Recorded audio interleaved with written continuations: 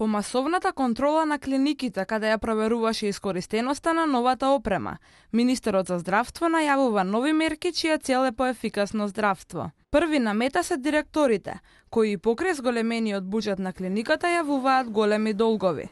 Во март годинава неподмирените обврски во болниците изнесуваа 1 милијарда и 700 милиони денари. Посебен осврт за контрола и кон листите на чекање. Ке се проверува нивната транспарентност и лицата кои манипулирале со нив.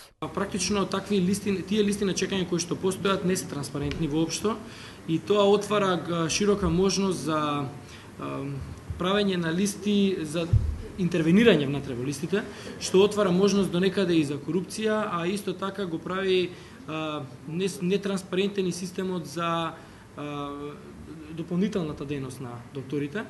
И затоа ние решивме да изградиме еден систем кој што ќе одговори на сите овие предизвици и сите овие аномалии кои што ги имаме денеска, во тој поглед ќе бидат отстранети. Превземајќи низа мерки за контрола врз клиниките, Тодоров цели кон изградба на здравствен систем исчистен од сите аномалии.